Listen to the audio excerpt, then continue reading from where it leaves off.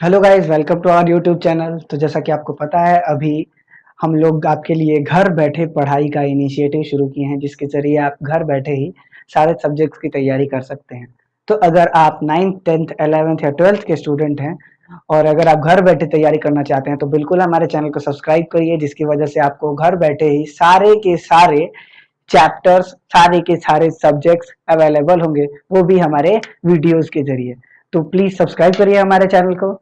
और आज जिस चैप्टर को हम पढ़ने जा रहे हैं वो हमारा है फ्रांसीसी क्रांति। यह 9th का इतिहास का चैप्टर है। इसके कुछ वीडियोस हमारे चैनल पे पहले से ही अवेलेबल हैं और आज हम लोग इसके एक बहुत ही इंपॉर्टेंट सेक्टर की तरफ चल रहे हैं। ठीक है, और वो क्या है?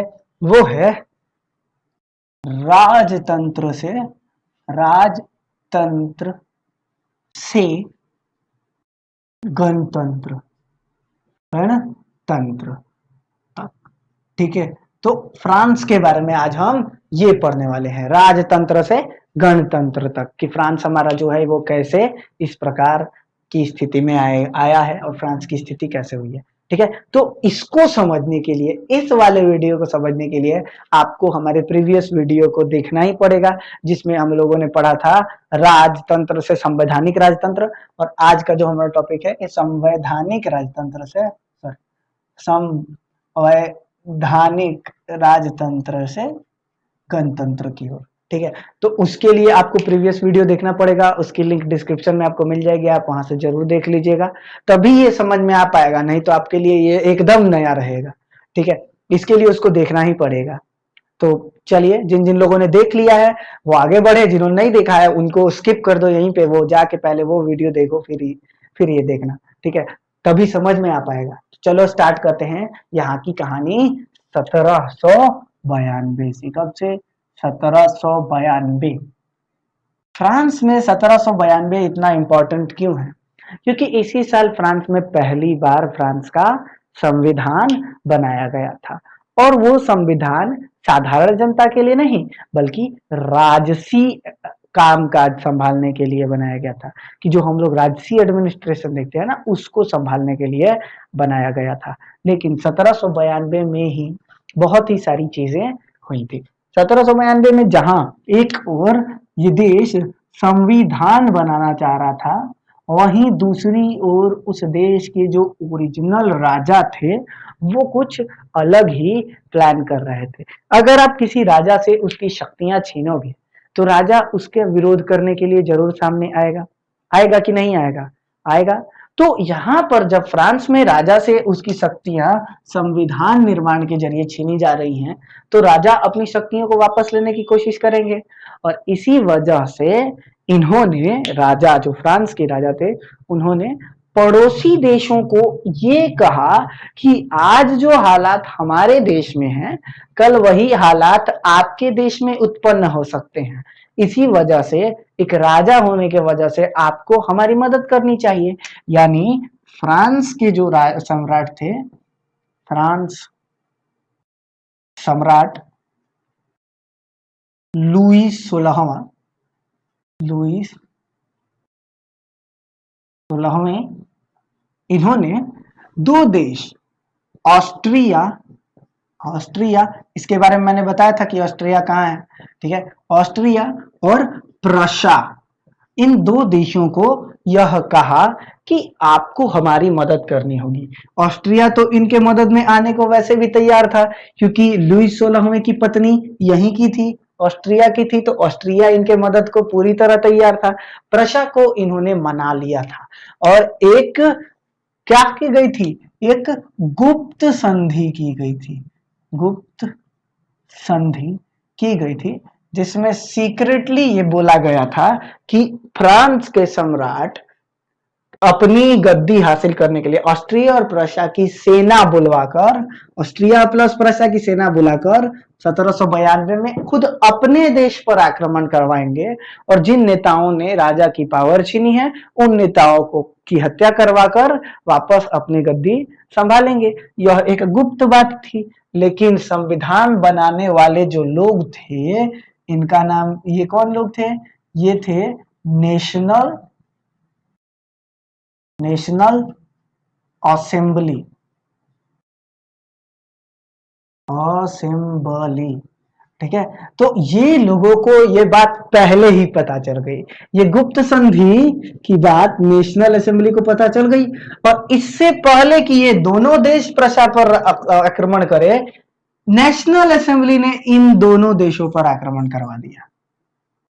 नेशनल असेंबली ने 1792 में ही उन दोनों देशों पर आक्रमण करवा दिया। यह संधि फरवरी में की गई थी, फरवरी 1792 में की गई थी, सॉरी 1792 में की गई थी, और ऐसा विचार रखा गया था कि हम लोग जून तक आक्रमण शुरू कर देंगे, लेकिन नेशनल असेंबली को बात पहले ही पता चल गई और इन दोनों के ऊपर अप्रैल में ही आक्रमण कर दिया गया। लो, मतलब कोई आपको मारने वाले आने वाला है, उससे पहले ही आपने उसको मारना शुरू कर दिया, और नेशनल असेंबली ने ये ऐसा किया। ये गुप्त संधि हुई थी क्या करने के लिए? राजा को गद्दी वापस दिलाने के लिए, और नेशनल असेंबली ने इन दोनों पर क्या कह के हमला किया कि हम इनको राजतंत्र दे रहे हैं, ठीक है, राजतंत्र, राज व्यवस्था दे रहे हैं, ठीक है। तो यह इन्होंने कहा कि यह हम व्यवस्थित करने की योजना है, व्यवस्थित करने की योजना, समझे? इतना बढ़िया तरीके से प्लान किया गया कि आस पड़ोस के जो इन दोनों के पड़ोसी देश थे, उनको भी ये भनक नहीं लगी कि फ्रांस ने इस पर अटैक क्यों किया, ठीक है। अब जब ये दोनों देशों पर अपना धीरे धीरे करके एक साल में कब्जा जम गया, तो नेशनल असेंबली की सेना सिर्फ वहीं नहीं रुकी, वो आगे बढ़ते गई। क्या हुई? वो आगे बढ़ती गई, और बढ़ते बढ़ते बढ़ते बढ़ते सिर्फ इन दोनों देशों को नहीं, इसके बाद उसने संपूर्ण यूरोप को अपना टारगेट बना लिया था, संपूर्ण यूरोप को अपना टारगेट बना लिया था, और इन्होंने कहा था कि हम संपूर्ण यूरोप को व्यवस्थित करने की योजना लेकर आए हैं, ठीक है। इसमें हजारों हजार लोगों को खुद से आने की अनुमति दी गई। लोग क्या करते थे? लोग खुद देशभक्ति के नाम पर लोग खुद आते थे, खुद से आते थे, स्वयं सेवा देते थे, ठीक है। तो हजारों स्वयं सेवी आपको देखने को मिले होंगे, हजारों स्वयं सेवक थे, देवी सैनिक थे, ठीक है। अब इनको उत्साह दिलाना होगा। जब कोई लड़ाई होती है तो लड़ाई के पीछे का एक कारण अगर किसी सैनिक को मिल जाए ना, तो वह उस लड़ाई में आखिरी दम तक जुटा रहता है। अगर आप सिर्फ उसको पैसों के लिए लड़ने को बोलोगे तो वो बहुत ही मुश्किल से थोड़ी देर रुकेगा, फिर भाग सकता है। लेकिन अगर किसी सैनिक को लड़ाई का कारण मिल जाए तो वो आखिरी दम तक वहां रहता है। तो हजारों स्वयं सेवियों को देशभक्ति का बात, सेवियों को देशभक्ति का पाठ पढ़ाया गया, ठीक है।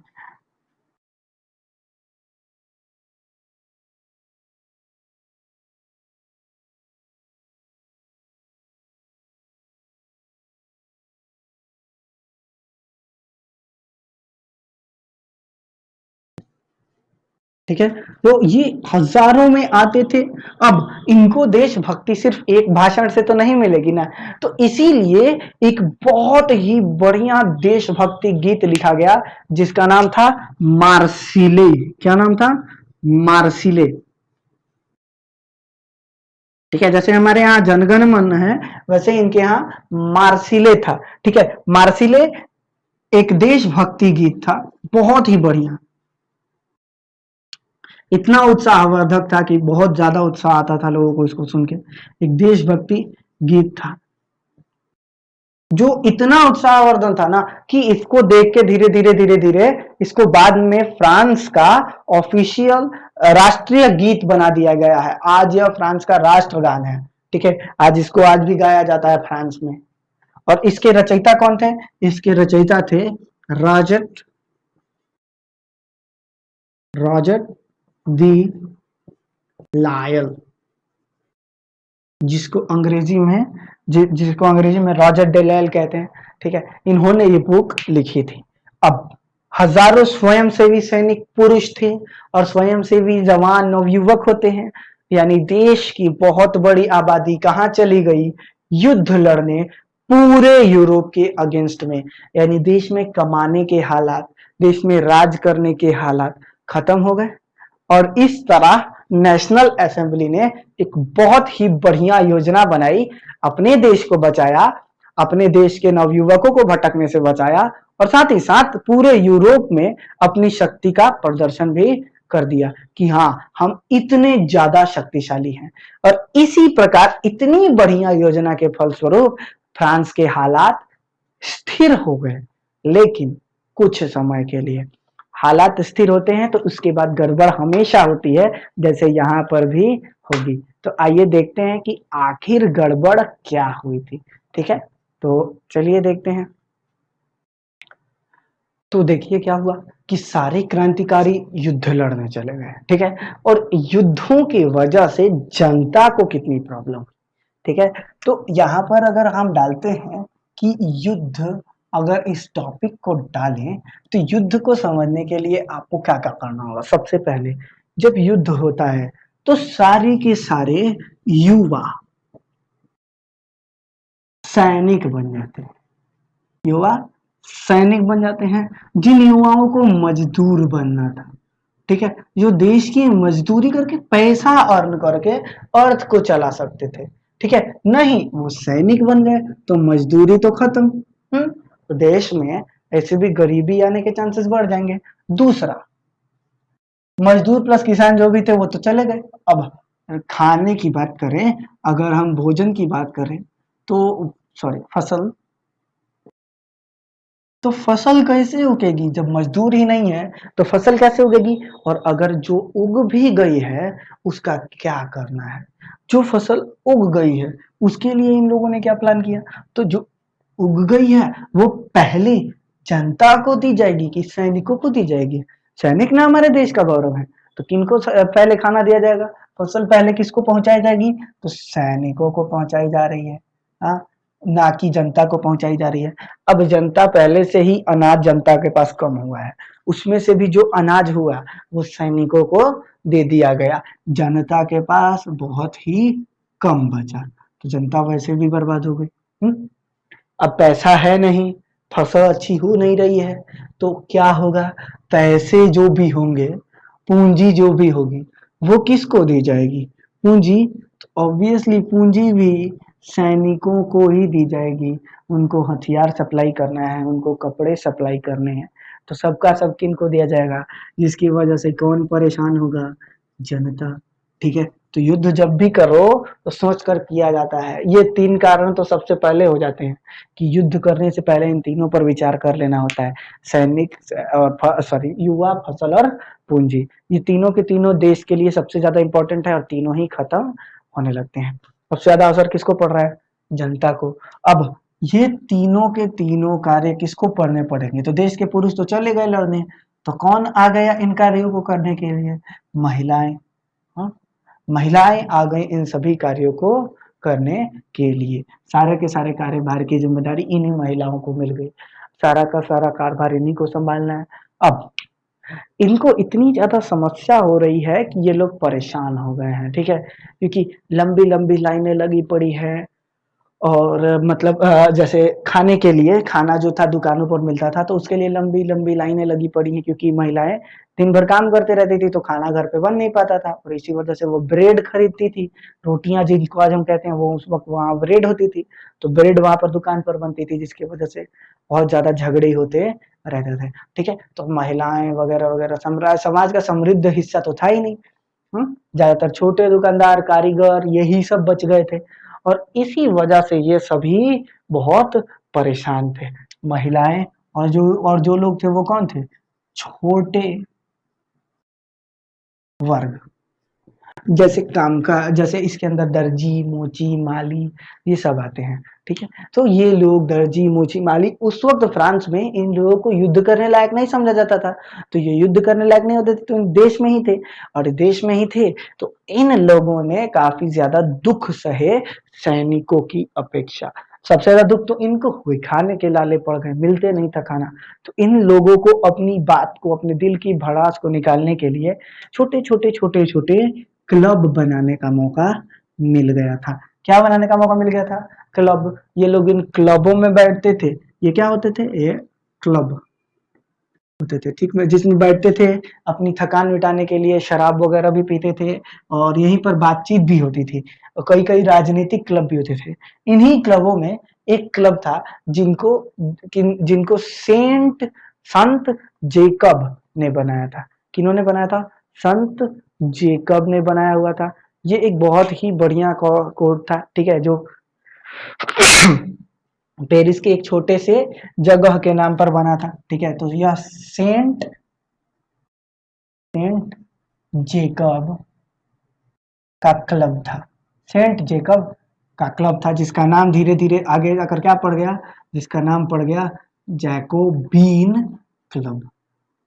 ये नाम जितना खतरनाक है याद रखिएगा, नेशनल असेंबली जितनी खतरनाक है ना उतना ही खतरनाक ये भी था, ठीक है। जैकोबीन क्लब बहुत कुछ कर सकता था, बहुत क्रांतिकारी लोगों की सोच थी, ठीक है। यहाँ पर सारे के सारे ये फ्रस्ट्रेटेड आदमी जिनको खाना वाना नहीं मिल रहा है वो आकर बैठे रहते थे, वो यहीं पे परेशान बैठे रहते थे। इन लोगों को सबके सारे के सारे दुख झेलने पड़ते थे, तो ये लोग पहले से ही बहुत ज्यादा क्या थे, फ्रस्ट्रेटेड थे। जैसे ही इनको मौका मिलता था ये वर्ग सरकार के विरोधी बात में लग जाते थे। सरकार का विरोध एकदम ओपन शुरू खुलेआम चल रहा है, कोई किसी को नहीं रोक रहा। और इस जैकोबिन क्लब को एक नेता मिल गया, उसका नाम था मैक्स मिलन। मैक्स मिलन रॉब्सपायर। रॉब्सपायर, जिसको कुछ लोग रॉब्सपियरे भी बोलते हैं, तो गलत नहीं है, ठीक है। मैक्समिलियन रॉब्सपायर नाम का एक नेता इन लोगों को मिल गया जो बहुत ही क्रूर विचारधारा का था। उसकी सोच ये थी कि अगर कोई आपका विरोध करता है या अगर आपको तकलीफ होती है तो आपको अपनी चीज को, अपने हक को छीन लेना चाहिए। और मैक्सिमिलियन रॉब्सपायर के ऐलान के अंदर इन लोगों ने पहले छोटे-छोटे कार्य करना शुरू कर दिए। जैसे जो खाना राजा के लिए बनता था, वो खाना ये लोग खाने लगे। जो कपड़े राजा ने डिसाइड कर रखे थे कि यही कपड़े पहनने हैं, मैंने बताया था ना कि तीनों वर्ग के कपड़े तक डिसाइड किए गए थे। इन लोगों ने उन कपड़ों को पहनना मतलब छोड़ दिया। उसके बदले वैसे कपड़े पहनते थे जो इनको कंफर्टेबल लगते थे, जो इनको मतलब आराम पहुँचाते थे, वैसे कपड़े इन लोगों ने पहनने शुरू कर दिए। और इस तरीके से पूरे देश में इन लोगों ने एक क्रांति का माहौल बना दिया। ऐसा लग रहा था कि अब देश इन्हीं लोगों के कंट्रोल में चला गया है, ठीक है। तो ये बहुत ही बढ़िया सीनरी चल रहा था यहाँ पर। मैक्सिमिलियन रॉब्सपायर ने छोटे मोटी घोषणाएं, छोटे मोटे ऐलान किए थे, ठीक है। अब इन ऐलानों और इन घोषणाओं के बाद सरकार का ध्यान जब इसकी ओर आ गया तो इसने एक बहुत ही बड़ा कदम उठाया। क्या कदम उठाया? इन लोगों ने एक 1792 में, कब? 1792 में ही, सन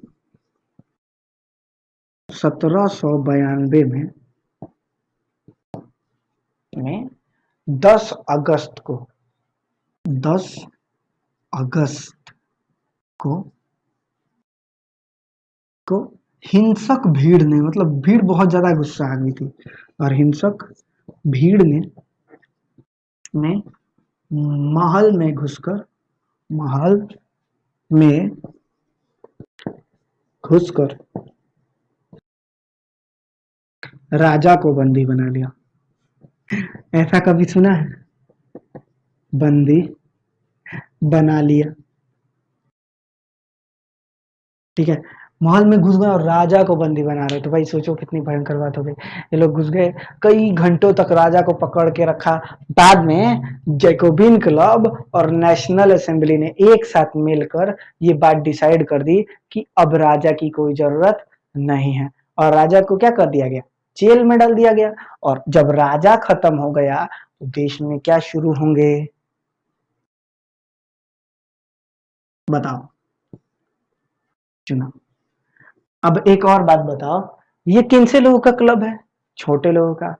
संवैधानिक राजतंत्र में वोट देने का अधिकार किसको दिया गया है? अमीरों को। तो ये लोग किस हक की बात भी करेंगे? ये हक की तो बात करेंगे ना कि हमको चुनाव चाहिए।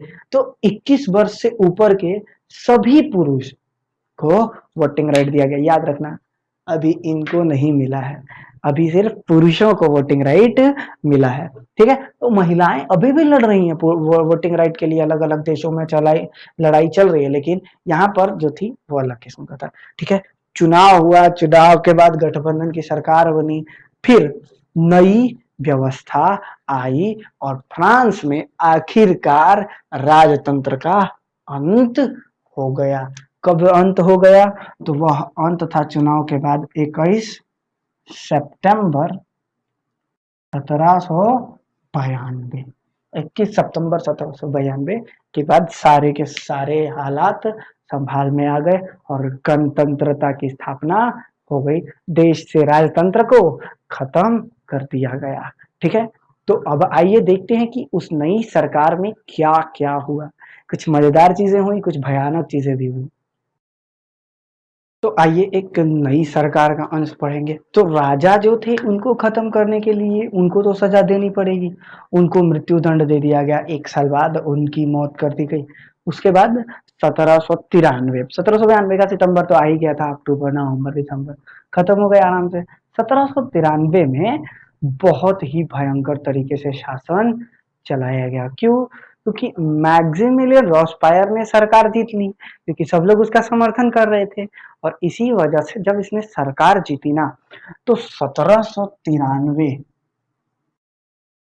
और 1794 में असल मायने में गणतंत्र तो आ गया था, लेकिन गणतंत्र में भी उस वक्त इनकी कार्यशैली एक अलग ही तरीके से चलती थी। इस सरकार को मतलब एक अलग ही नाम दिया गया था, ये अलग ही तरीके से कार्य करती थी। ठीक है, ये मतलब ये इस सरकार को कन्वेंशन नाम दिया गया था। क्या नाम दिया गया था? कन्वेंशन नाम दिया गया था। ठीक है, गणतंत्र तक असल मायने में सरकार का नाम क्या था? कन्वेंशन। ठीक है, कॉन्वेंशन जिसको अंग्रेजी में कॉन्वेंशन कहते हैं। ठीक है, ये इस टाइप की थी। ठीक, तो इनका हालत ऐसा था। असल मायने में इस 1 साल में जितनी हत्याएं हुई उतने पूरे फ्रांस के वक्त में नहीं हुई थी। 1792 और 1794 को आतंक का काल कहते हैं। आतंक का युग भी कुछ लोग कहते हैं, या आतंक का काल कहते हैं। हाँ, ठीक है, आतंक का युग कहा जाता है। ठीक है, इसमें ना मैक्सिमिलियन रॉस्पायर ने कंट्रोल के लिए बहुत कठोर नीति अपनाई। उसके हिसाब से हर वो शख्स जो कुलीन और पादरी है, यानी राजा के परिवार का और पुजारी के परिवार का है, वो लोकतंत्र का दुश्मन है। कौन? रॉब्सपायर की नीति के अनुसार। चलो, ठीक है, रॉब्सपायर की नीति माने तो कुलीन और पादरी ये क्या है? ये गणतंत्र के दुश्मन है। अगर हमें गणतंत्र चाहिए या अगर हमें कन्वेंशन चाहिए तो ये दोनों लोग नहीं होने चाहिए। और इसी वजह से तो इन्होंने ढूंढ ढूंढ कर एक एक व्यक्ति को मार दिया, एक एक व्यक्ति को मारना शुरू कर दिया। पहले कुलीन मरे, फिर पादरी मरे। अब इनका मन इतने पे भी नहीं रुका। इन्होंने सब उसके बाद क्या किया? इन्होंने कहा कि जो हमारे पार्टी के नहीं है, यानी अन्य राजनीतिक दल दल उनको भी मार दिया। इनका कहना था या तो कुलीन लोग, जैसे पहले राजा ने सत्ता छीनने के लिए दूसरे देश से संधि की थी, वैसे ये लोग भी कर सकते हैं, उनको मार दिया। फिर पादरी लोग भी कर सकते हैं, उनको मार दिया। फिर अन्य राजनीतिक दल, इनको भी मारना शुरू कर दिया। कहने लगा कि नहीं, ये लोग भी देश को तोड़ सकते हैं, ये लोग भी देश के 2 टुकड़े कर सकते हैं। इनको भी मारना शुरू कर दिया गया। पहले जेल में डाला जाता था, फिर 1 महीने के अंदर अंदर दोषी देकर सजा कर दी जाती थी, जिसमें एक आदमी को गिलोटीन पर चढ़ाकर मार दिया जाता था। गिलोटीन क्या होती थी? गिलोटीन असल मायने में जैसे 2 बड़े-बड़े लोहे के खंभे होते थे, यहाँ इंसान का को ऐसे लेटा दिया जाता था, ऐसे लेटा दिया जाता था, और यहाँ पर एक बहुत बड़ा ऐसे ब्लेड लगा होता था लोहे का, ऐसे लोहे का ब्लेड लगा होता था जो रस्सी से बंधा होता था। यहाँ पर ऐसे करके एक लीवर से बंधा होता था, जिसको बस खींचना होता था। जैसे ही आप इस खींचोगे, ये बहुत बड़ा ब्लेड आके खच्चे से गिरता था और सामने वाले की गर्दन कट जाती थी। इसको नाम दिया गया था गिलोटिन। गिलोटिन से लाखों लाखों लोगों की जान ले ली गई, अन्य राजनीतिक दल वाले मारे गए, फिर जो उसकी बात नहीं मानता था उनको मार दिया गया, सबको मारते गया। ठीक है, इसमें सब कुछ व्यवस्था लोकतंत्र के दुश्मन के तौर पर मानना शुरू कर दिया था। उसको लगता था जो भी लोकतंत्र का दुश्मन है उन सबको मैं खत्म करूंगा। ठीक है, आज जैसे हमारे देश में श्रीमान श्रीमती चलता है, उनके यहाँ मॉन्ज्यूर, मॉन्ज्यूर, मॉन्ज्यूर, ज्यूर और मदाम चलता था। ठीक है, मैडम और मिस्टर चलता था। ठीक है, जिसको इन लोगों ने नाम जिसको रॉब्सपायर ने कहा कि मैडम, मिस्टर नहीं, सिटीजन, सबको क्या नाम देना चाहिए, सिटीजन, सिटीजन का नाम दे दिया, सबको सिटीजन का नाम दे दिया, ये टाइटल ही खत्म कर दिया। कहा कि इसकी जरूरत नहीं है, सिटीजन कहिए सबको, क्या कहिए, नागरिक, सिटीजन, सिटीजन, सिटीजन, नागरिक कहिए सब लोगों को। ठीक है, चर्च का टैक्स लगा दिया गया, चर्च को बंद करा के उनकी जगह ऑफिस खोल दिए गए और उनके उनमें काम करना शुरू कर दिया गया, आर्मी के बैरक्स बना दिए गए, स्कूल खोल दिए गए चर्चों में, बड़े बड़े जो जितने भी महल थे उनमें। इतना ही नहीं, सभी लोगों को महंगे आटे के बजाय साधारण गेहूं का आटा खाने को मना कर बोल दिया गया। यानी कहने का मतलब है कि जो अमीर लोग होते थे वो मैदे के आटे का ब्रेड खाते थे। ठीक है, मैदे का ब्रेड बनता था, लेकिन मैक्समिलर रॉसपैयर ने सभी लोगों को साधारण गेहूं के आटे का मतलब अब ब्रेड खाने को बोला गया। पहले मैदे का ब्रेड बनता था तो आटे का ब्रेड खाने के लिए उकसाया, लोगों को प्रेरित किया था। ठीक है, मैक्सिमिलियन रॉसपैयर असाधारण इंसान नहीं था, मतलब बहुत ही भयंकर सा प्रतिक्रिया लेकर आया था अपने साथ में। ठीक, तो इन सभी चीजों को देखते रहे, समझते रहे, समझ में आया कि मैक्सिमिलियन रॉसपैयर की विचारधारा किस प्रकार की थी। ये अलग ही सोच का व्यक्ति था, इसका व्यक्तित्व ही अलग था। इतने सब करने के बाद भी 1794 में रॉबस्पायर खुद गिल्टी, खुद दोषी साबित हो गया। ठीक है, और उसे ही खुद गिलोटीन पर चढ़ाकर मार दिया गया। ठीक है, और उसके बाद फ्रांस में एक नई प्रशासनिक व्यवस्था आई जो फ्रांस को पूरी तरीके से खत्म करके चले गई, जिसने फ्रांस को लगभग बर्बाद कर दिया था। ठीक है, तो ये व्यवस्था को हम नेक्स्ट वीडियो में देखेंगे। अभी के लिए इतना ही, मिलते हैं नेक्स्ट वीडियो में, तब तक के लिए बाय बाय।